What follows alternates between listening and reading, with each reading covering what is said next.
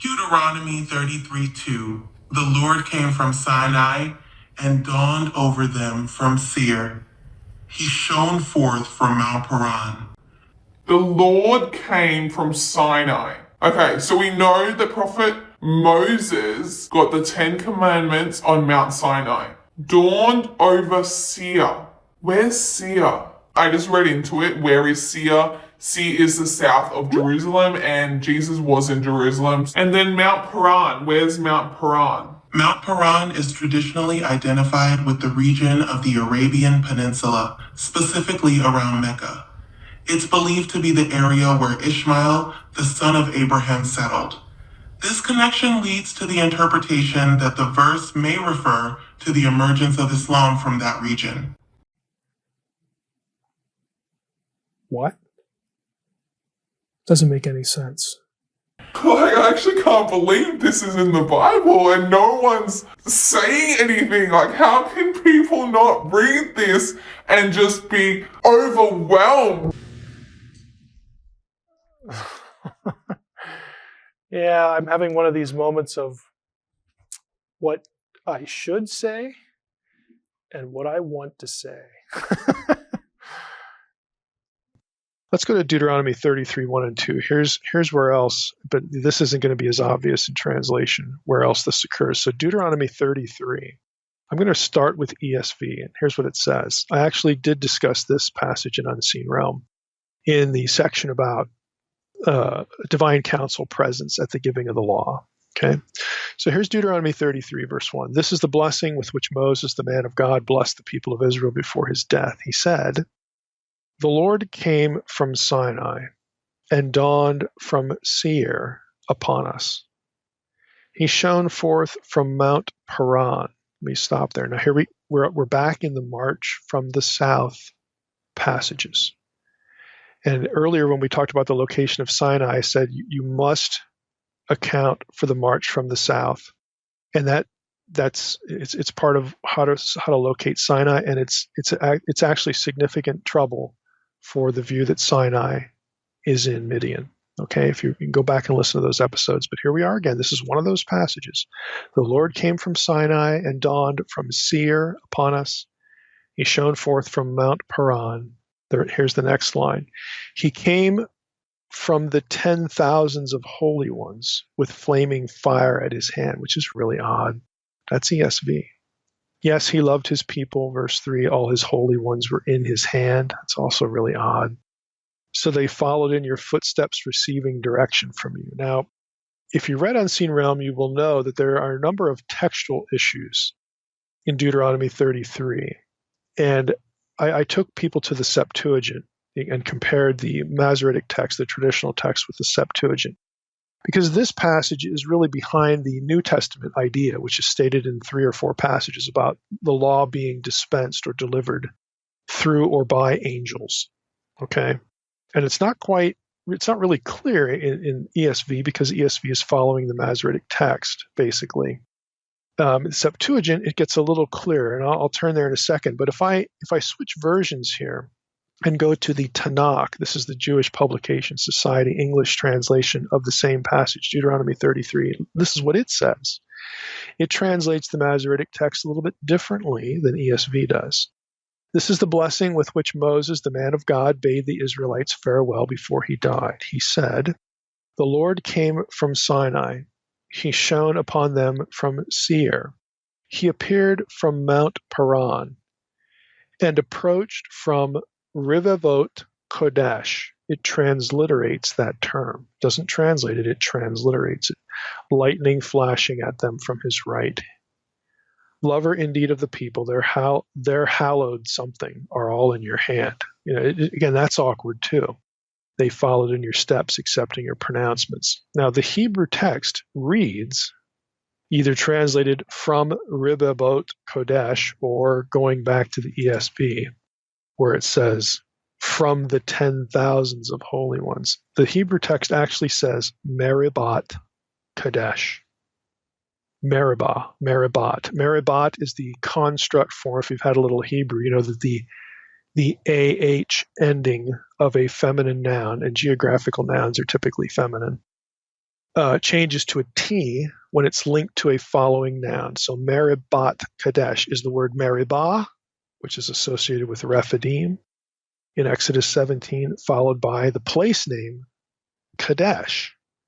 It's really kind of odd, and you can see, again, why there's a problem. Now, if you go to the Masoretic text, the Kadesh part is pointed, the vowels put in it are pointed to spell Kodesh, which is like holy or holiness or something like that. But the Septuagint, and I'm going to click over to Unseen Realm here because I discussed this in Unseen Realm.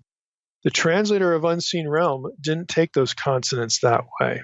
Or excuse me, the translator of the Septuagint that I refer to in Unseen Realm did not take the consonants that way.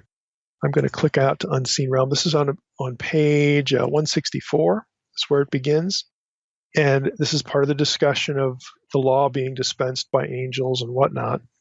And I put Deuteronomy 33, 1 through 4 into two columns. Left column was the traditional Masoretic text, and the right column is the Septuagint. Here's what the Septuagint says. The Lord has come from Sinai, and he appeared to us from Seir. He made haste from Mount Paran with 10,000s of, or from Kadesh, Kadesh, the place name. At his right hand, his angels with him. And in Unseen Realm, I talked about how the Septuagint, since it has angels with him at Kadesh, which is also right there in the verse, it's connected with Sinai, how the Septuagint is really kind of the pool from which Paul in Galatians and the writer of Hebrews and some other passages in the New Testament where they get this idea, this connection between the law being delivered and having an angelic presence there. And this is a very clear New Testament idea. And so the question I'm addressing in Unseen Realm at this point is, where does the idea come from? And, you can go back and look at the discussion there. If you wanted to look at the New Testament references, you'd go to Acts 7, 52 and 53, and Hebrews 2, 1 and 2, Galatians 3:19. Again, this is a very clear New Testament idea that the law was delivered or dispensed by or, somehow mediated by or in some way connected with the event of the giving of the law. There's angels, there's a divine council presence. Okay, you can go back and read that.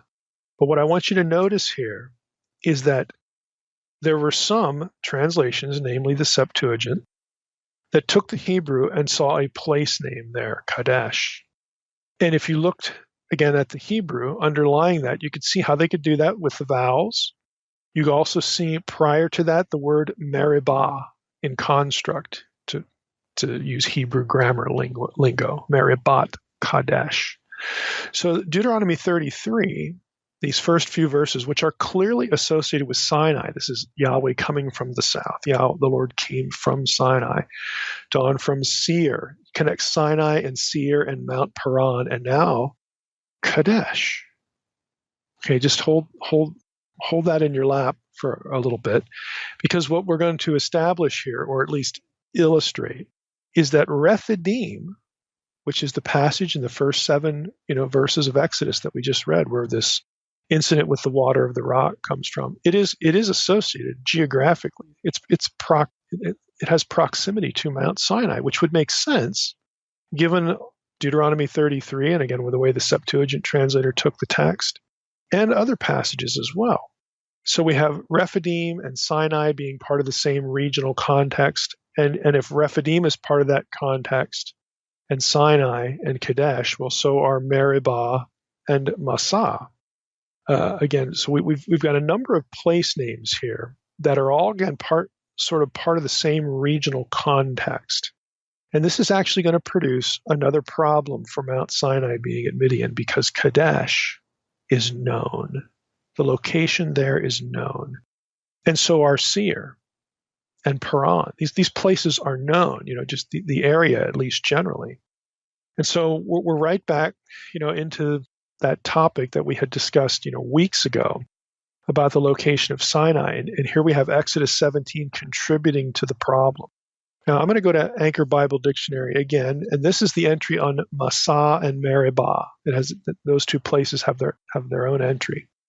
It says this: literally, the terms mean testing and strife. This is the site of an Israelite rebellion during the desert wandering, Exodus 17:7. The precise location is unknown since the Elohist, again, Anchor Bible Dictionary has taken the JEDP view of the Torah. Since one, places it at Horeb and near Rephidim in Exodus 17.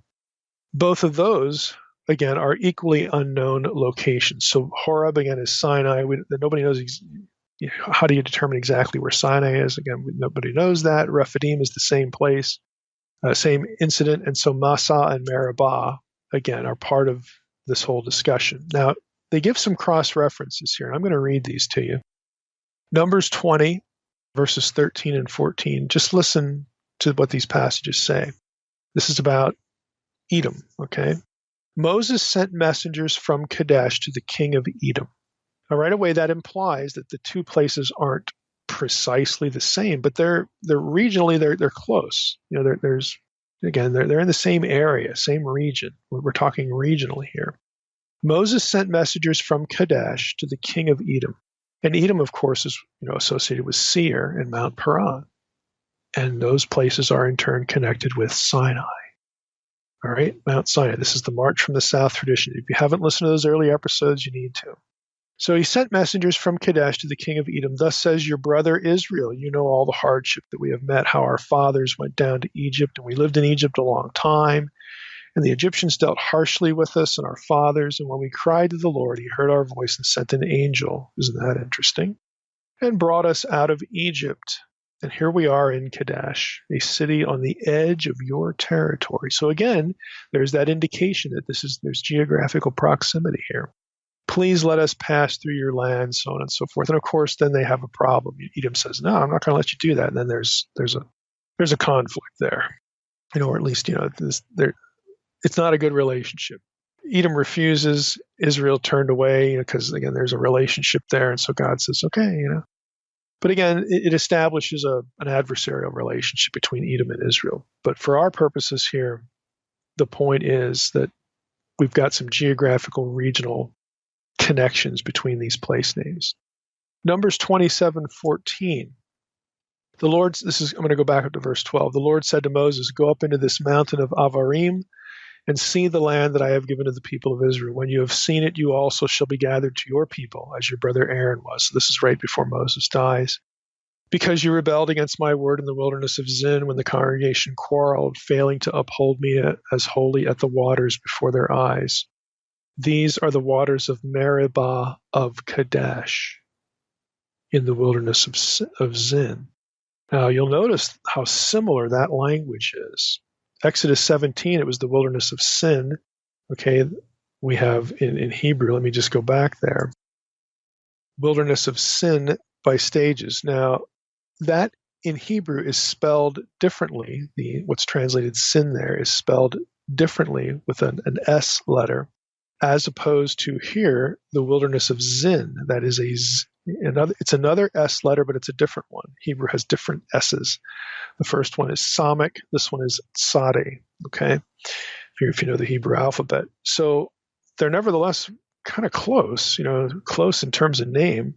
And we have the same incident going on there that there's an incident about water, like not having water. And in one, Exodus 17, that where we're at today, it doesn't say that Moses sinned. It just says he did what God told him to do in the presence of elders and Aaron and all that.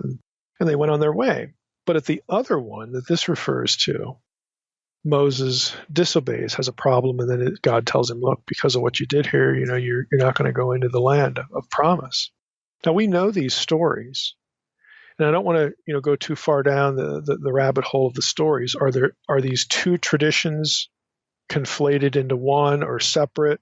I think you can easily tell. For those who want to see sources in the Torah, they're going to look at these and say, well, they're basically the same, but yet they're not. Moses is punished after one, he's not punished at the other. And so they look at this as two sources converging into one, and the editor not getting them quite exactly right, or that sort of thing. And then other people would say, no, these are two things that happen at the same place at different times. And, we have separate incidents. Regardless of that, what I want you to notice here If you want to take the view, either view, that they're separate traditions happen at the same place, or they're two different events that happen at the same place at different times, you have Kadesh associated with Meribah here. That's going to become important. Numbers 33, verses 36 to 37. We read again. They, the Israelites, set out from Jotbathah and camped at Avronah. And they set out from Avronah and camped at Ezion Geber. And they set out from Ezion Geber and camped in the wilderness of Zin. And then in parentheses it says that is Kadesh. Okay? So again, you have Kadesh being lumped in with these other geographical terms. The next verse is they set out from Kadesh and camped at Mount Hor on the edge of the land of Edom. Again, right there, it's the same region. Kadesh, Meribah, Rephidim, Massah, okay, and Seir, Paran, Edom. Are you getting the picture here?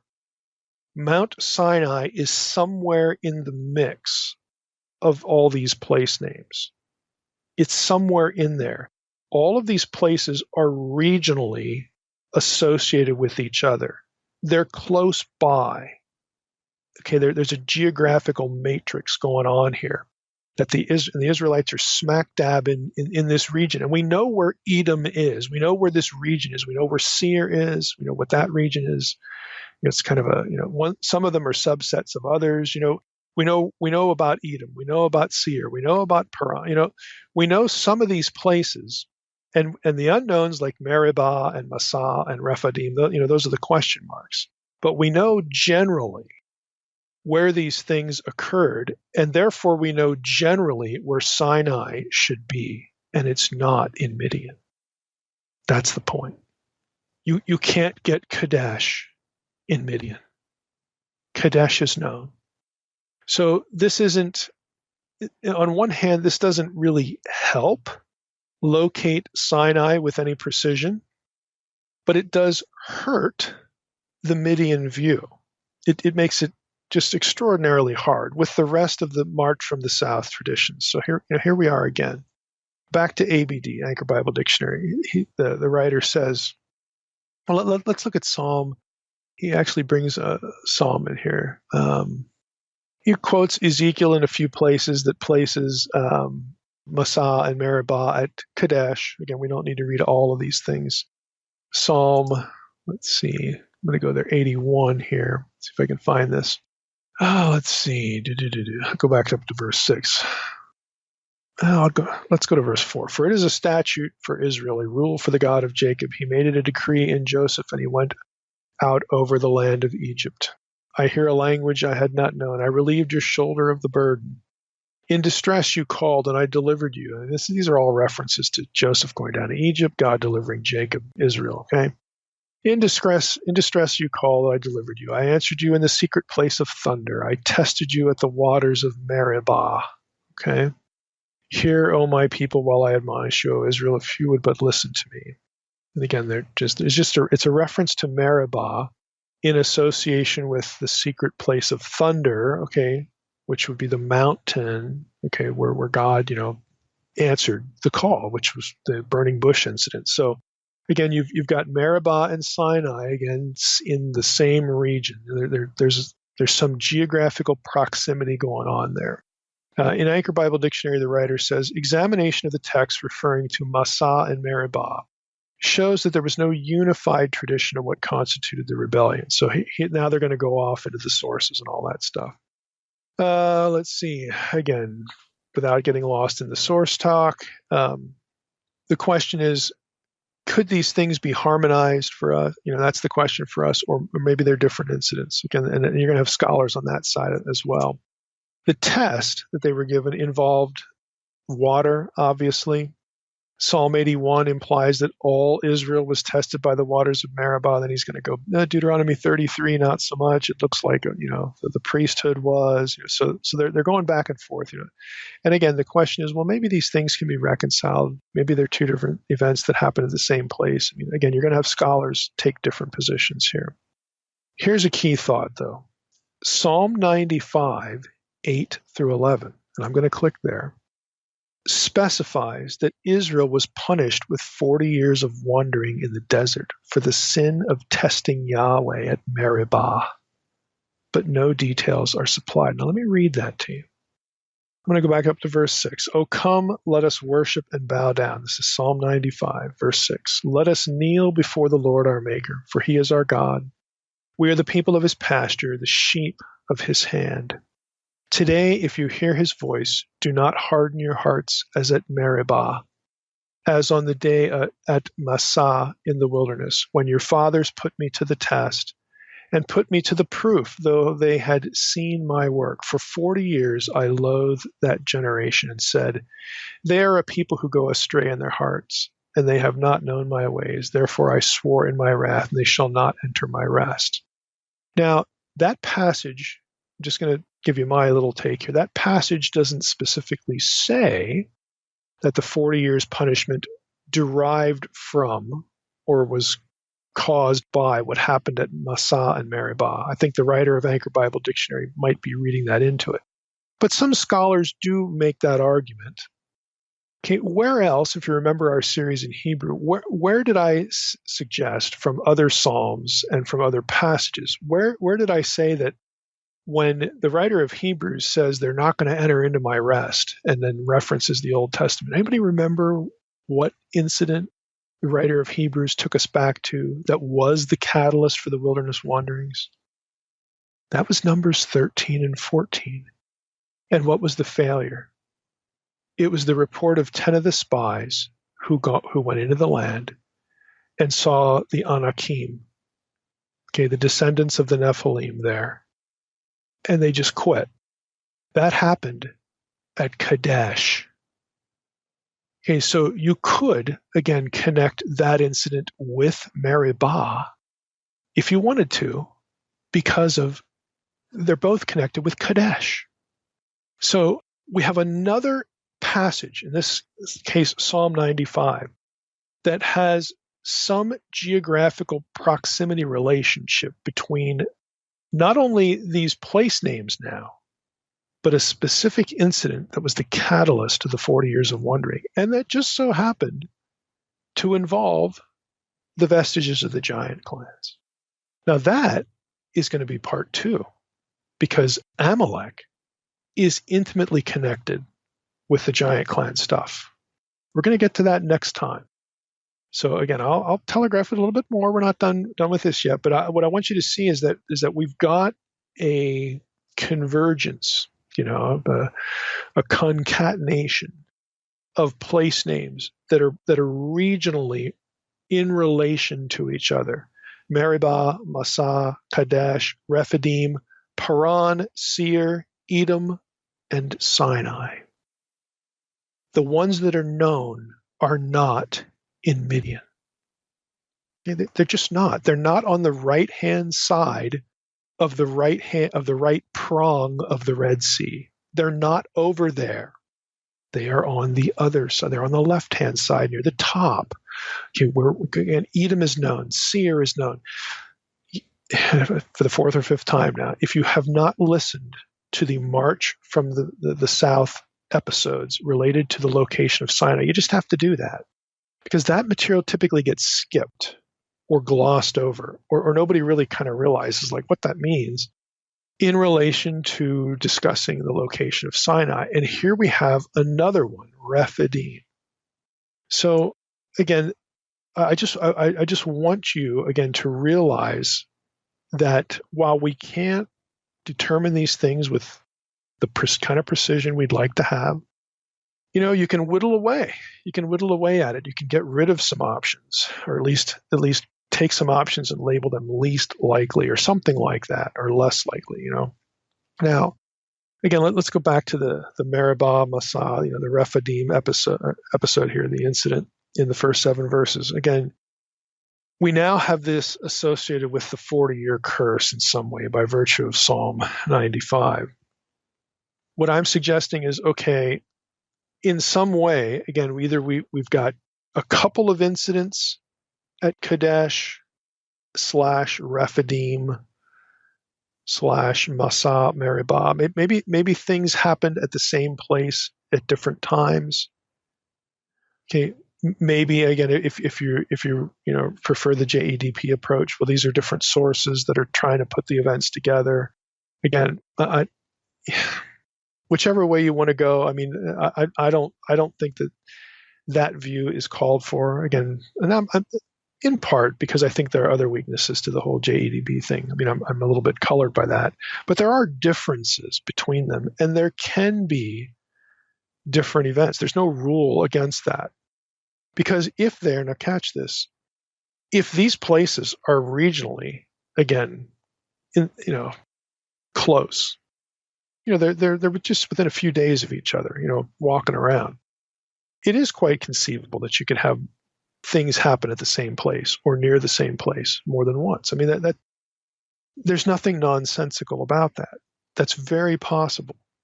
So, what are we going to do with that? And if we throw Deuteronomy 33 into it, the giving of the law, Sinai at Meribah Kadesh, okay, it's very possible. Again, these could have been way stations, and they were. We can tell this much from the itinerary. There were way stations on the way to Sinai, and they do have something to do with after Sinai, journeying to Canaan, and then failing, and then being sentenced to wander for 40 years. I mean, basically, they're kind of in the same area. They're just wandering around, kind of in the Negev somewhere, or, south of Canaan proper, because they're going to emerge, ultimately after 40 years, they're going to go up the Transjordan from the south and then cross over into Canaan, during the days of Joshua. I mean, we know how this works, roughly with the itinerary.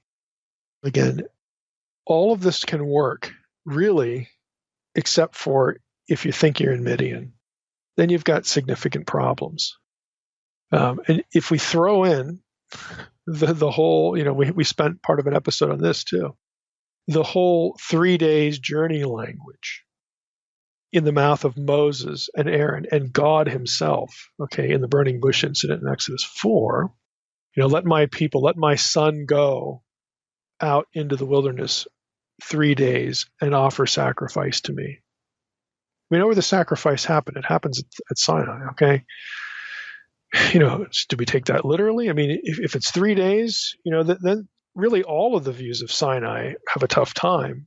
I mean, even the Kadesh Edom is like, boy, you'd really have to truck it for 3 days, to have 3 days and get out there. I mean, I guess you could make it, maybe. I mean, it's 3 days. Maybe they had to sort of wait to catch their breath before they, did what they're going to do. I mean, who knows? You can quicken the pace dramatically and get there if you're going to take that 3 days literally.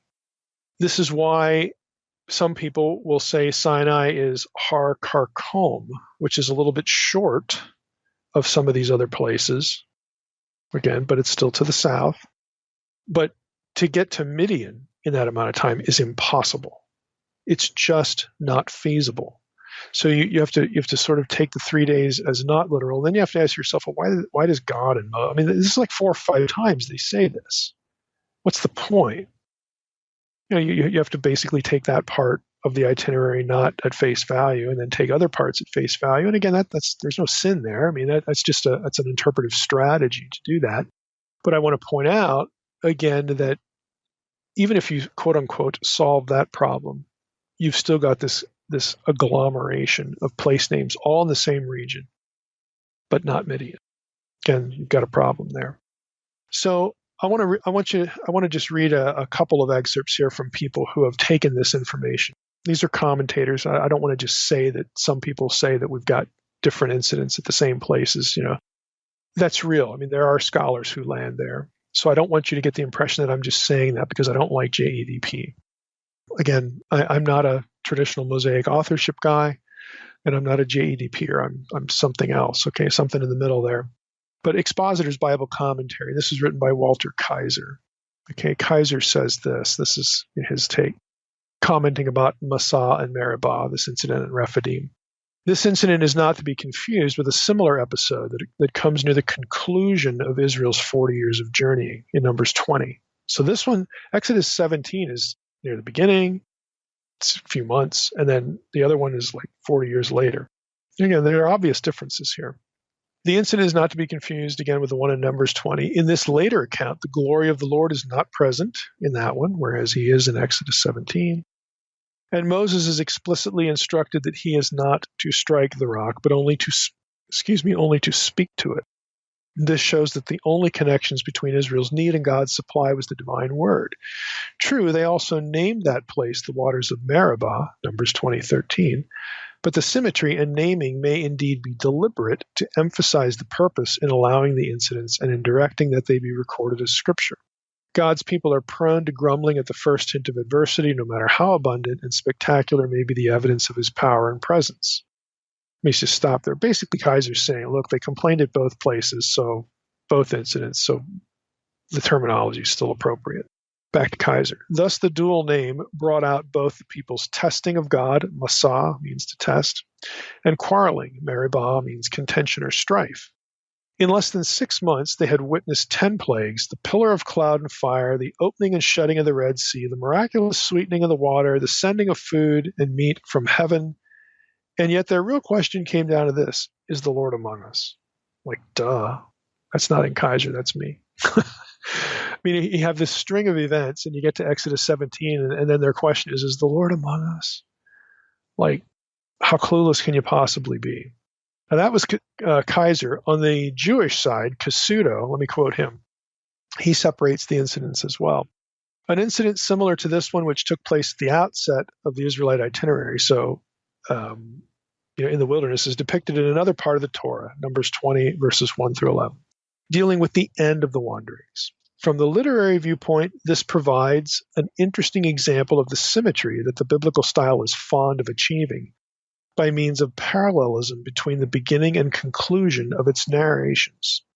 And from a thematic standpoint, we may see in this duplication the intention to substantiate emphatically the tradition concerning the providential care that the Lord gave to the needs of his people in the wilderness, from the first to the last stage of their travels. So Cassuto is more or less making it either literary purely, but he also, again, recognizes the disconnect in the chronology and therefore, again, presumably the events.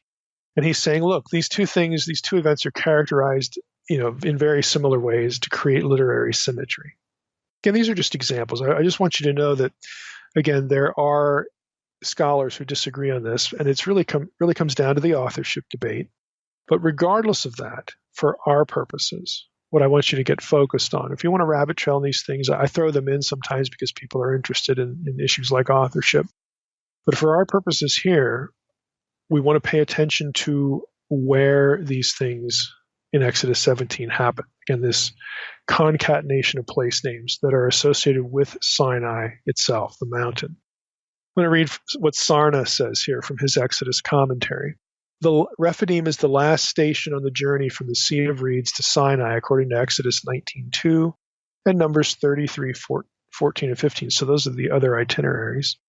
Its location is uncertain. Verse 6 in the present chapter shows that it must be very close to Horeb, Mount Sinai, but the identity of the latter is itself a matter of considerable scholarly controversy. Certainly, a wilderness station must be assumed to be an oasis. Why then was there no water at Rephidim? Unlike the situation at Marah in Exodus 15:23, that's the bitter waters, potability and the quality of the water is not mentioned as a problem here. Therefore, either drought conditions had caused severe depletion of the usually available local resources, or the people were forcibly denied access to them. Now, let me just stop there. What Sarna is making an assumption here that any place that the great company of people would stop, they would only stop if there was a reason to stop, i.e., there was an oasis. There's food and water there. They stock up. And, that makes sense. We're not actually told that, but, there's some sense to that. And so Sarna goes from there, from that point of logic in his head, and says, well, if it was a way station, why wasn't, what's wrong? And he says there's no mention that the water is bitter like at Marah. They just don't have it. So why don't they have it? So he says either there was a drought and it was dried up, or there was some force there preventing them from getting to the water. And he opts for the last one because of what follows in Exodus 17. He says the latter choice, again, they were forcibly denied access to the water. He says the latter seems more plausible because it ties in with the next episode, verses 8 through 16. The hostile Amalekites were in control of this region and blocked the approaches to the sources of water. Again, that's the end of Sarna. So that's his take and how he sets up what's going to happen in what follows. Now, we can look at it and say, well, okay, that might be the case. It says Amalek came and fought with Israel at Rephidim. That's Exodus 17:8. It's very clear that there's a conflict. Something starts the conflict. But there's just more to it because of Amalek. And so next time, we're going to get into verses 8 through 16. And the real question we're going to start with is, who are the Amalekites? Now, I'm going to seed some things to you so that you can be thinking about them, for next week. So we first encountered the name Amalek in Genesis 36:12. All right? It's one of these boring genealogies. And if we've learned anything on this podcast to this point, it's that boring genealogies sometimes, in case many times, have some really interesting stuff in them. So I'm going to read Genesis 36. I'm going to go back to verse 11, one verse prior, and here's what we read. The sons of Eliphaz were Timon, Omar, Zepho, Gatam, and Kenaz. Verse 12. And 12 is a parenthetical thought, or begins with a parenthetical thought. Timnah was a concubine of Eliphaz, Esau's son. She bore Amalek to Eliphaz. And then it continues, these are the sons of Adah, Esau's wife. So we learn in this parentheses a few things. Timnah was a concubine of Eliphaz, who was Esau's son, whose own mother was Adah, who, if we go back up to Genesis 36:2, we read this. Esau took his wives from the Canaanites. Adah, the daughter of Elon the Hittite, and then a few other women. So we learn that Adah was the daughter of Elon, quote unquote, the Hittite. According to Genesis 36:20 and 22, Timnah was a Horite, Horite. Let me just read Genesis 36:20 and 22. These are the sons of Seir, there's a familiar term, the Horite, the inhabitants of the land, Lotan, Shobal, Zibeon, Anah, Dishan, Ezer, and Dishan. These are the chiefs of the Horites, the sons of Seir in the land of Edom. Horites are in Seir and Edom. Okay. The sons of Lotan were Hori and Himam, and Lotan's sister was Timnah. Okay, so we learn from that genealogy that Timnah, who was the concubine of Eliphaz, who was the son of Esau, okay, and Eliphaz's own mother was Adah, who was the daughter of the Hittites. We learn that Timnah was a Horite, one of the native population of Edom, and the Horites were a people group who lived in the hill country of Seir, according to Genesis 32:3, which says, Jacob sent messengers before him to Esau his brother in the land of Seir, the country of Edom. So Seir is a sub-geographical set of Edom. Seir was part of Edom. You say, well, who cares? Well, we have to ask ourselves, where do we get this grouping elsewhere? Edom, descendants of Esau, the Horites, Seir. Where do we get all that elsewhere? Deuteronomy 2. And if you've read Unseen Realm, that's going to be familiar. Deuteronomy 2, and I'm going to go back to let's go here. Who's the speaker here? Okay, it's Deuteronomy, so we're going to have Moses here. And in verse 9, the Lord said to me, do not harass Moab or contend with them in battle. See that Moses is leading, the Israelites up, the Transjordan here. Do not harass Moab or contend with them in battle, for I will not give you any of their land for a possession, because I have given Ar to the people of Lot for a possession. Verse 10, the Amim formerly lived there, a people great and many. and tall as the Anakim. Like the Anakim, they are also counted as Rephaim, but the Moabites call them Amim. The Horites also live in Seir formerly. They lived there formerly. But the people of Esau dispossessed them and destroyed them from from the place where they had settled, as Israel did to the land of their possession, which the Lord gave to them. Now rise, go up, go over to the brook of Zered. So we went over to the brook of Zered. At the time from our leaving Kadesh Barnea until we crossed the brook of Zered was 38 years. So they've gone full circle. We began at Kadesh, and they've ended there, and then they go across. Again, we know the familiar story here. But the Horites are mentioned in Deuteronomy 2, verse 12, along with the Amim and the Anakim and the Rephaim. Isn't that interesting? If we keep reading in Deuteronomy 2, we get down to verse 20, and we read this, talking about, again, Ammon in this case, the place Ammon. It is also counted as a land of Rephaim. Rephaim formerly lived there, but the Ammonites called them Zamzumim, a people great and many, and tall as the Anakim, but the Lord destroyed them before the Ammonites, and they dispossessed them and settled in their place, as he did for the people of Esau, who lived in Seir when he destroyed the Horites before them. Now, did you catch the parallelism there? Who are the destroyed them of verse 21? The Zamzumim, the Anakim, the one, or the Rephaim.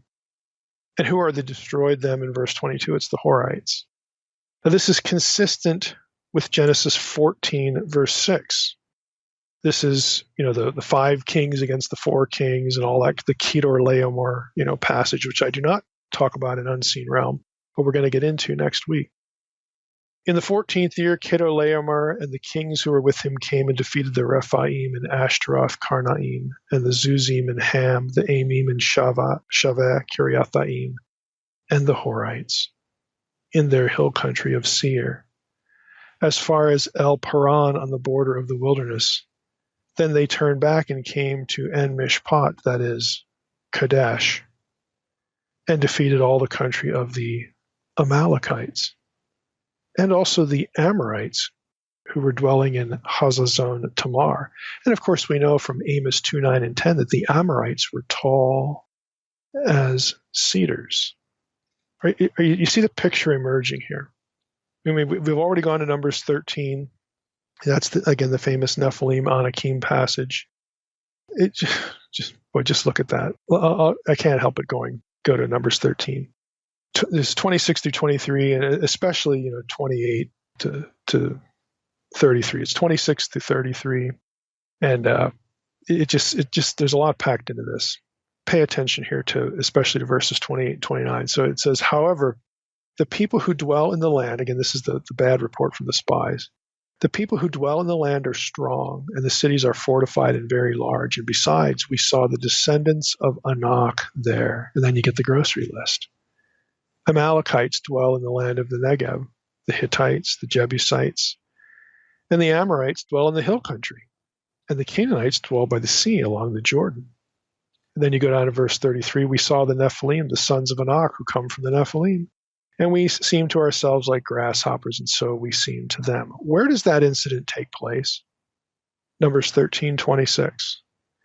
And they came to Moses and Aaron and all the congregation of the people of Israel in the wilderness of Paran. Can you believe that? Paran.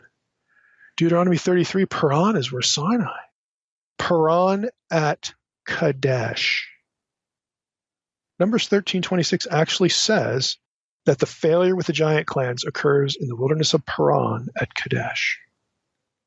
They're right back into it. When you hit, again, the incident in Exodus 17 with the Amalekites from verses 8 through 16, it's the same area. It's also where Sinai, I mean, can you believe this? The place where they fail because of the giant clans, this region is peppered, sprinkled, again, with more of these people. Now, there had been a lot more of them in the past, because the descendants of Esau and Ammon and Moab, they've wiped out the Amim and the Zuzim and the Zamzumim, and the Horites are always mentioned with them, with those other groups. And interestingly enough, Amalek's mom was a Horite.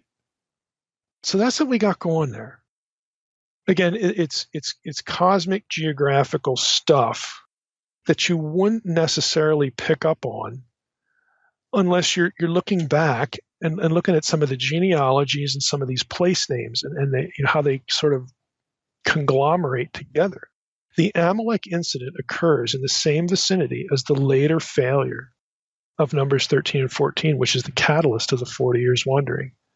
Now, Moses and Joshua here, think about this. Moses and Joshua are going to defeat the Amalekites, whose lineage goes back to the Horites, one of the people associated with the giant clans. We don't have the giants specifically mentioned in Exodus 17 unless you count the Horites. That they're, again, in that people group, there's some of these because they're always mentioned with the other ones. All the way back to Genesis 14. Look at the list. You've got Rephaim, this is from verse 5 to verse 7. Rephaim, Zuzim, Amim, and the Horites in the country of Seir, the hill country of Seir. And the hill country is a big deal too, because when you actually get into the conquest accounts, the places where you get the killing language, again, to target the Anakim, is typically in the hill country. And these things overlap. And they have relationships to each other. Amorites, Amalekites, Horites. Again, the other ones sort of get more press because we think for some reason that they're the ones specifically associated with the Rephaim and the Anakim. They really all are. All of these subgroups.